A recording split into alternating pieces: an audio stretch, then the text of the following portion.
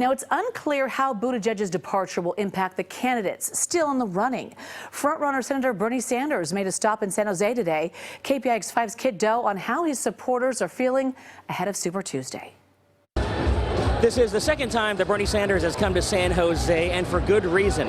There's a strong labor movement here. You're in the backyard of a lot of wealthy people and wealthy tech companies. His supporters loved him back in 2016, and it looks like many of them still do.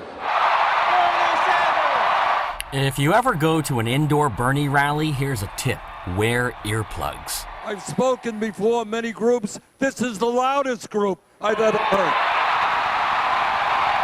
Sanders delivered his standard stump speech to a capacity crowd at the South Hall tent in downtown San Jose, covering the old standby Democratic Party topics of abortion and gun control. Our administration will listen to the American people, not the NRA. But some of the loudest cheers came when the senator said he would make education a top priority. And if Congress can give tax breaks to billionaires under the Trump administration,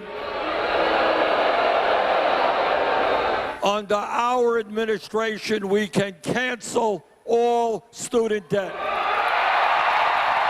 For Tessa Diamond, it was inspiring. Because he speaks to our interests. He's paying, or he wants free college for all. He wants a better future for America, and he's one of the few candidates that offers hope for the future. Sanders also made bold promises to change immigration laws on his first day in office. On day one, we sign an executive order reestablishing the legal status of the 1.8 million young people and their parents eligible for DACA. Such an executive order for Monica Cardenas would be huge.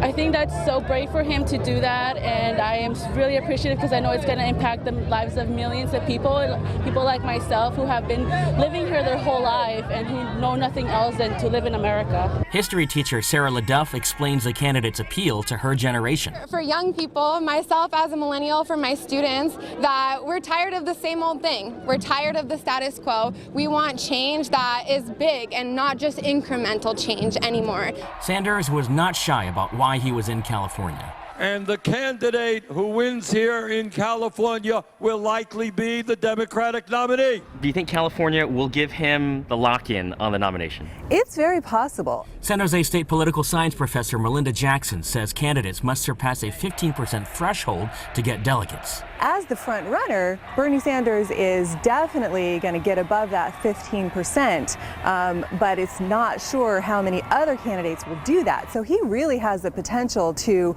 rack up a huge number of delegates in California that will put him far ahead in the national delegate count. San Jose, thank you very much. In San Jose, Kiet Do, KPIX 5. In all, 14 states go to the polls on Tuesday with more than 1,300 delegates at stake. A new CBS News Battleground Tracker poll finds Bernie Sanders holds a 12-point lead in California over his closest rival, Joe Biden. The polling was done before Biden's win in South Carolina, but few voters say those results will impact their decision. And before you hit the polls on Tuesday, be sure to check out the special section on our website, kpix.com/campaign2020 for the latest campaign and election updates.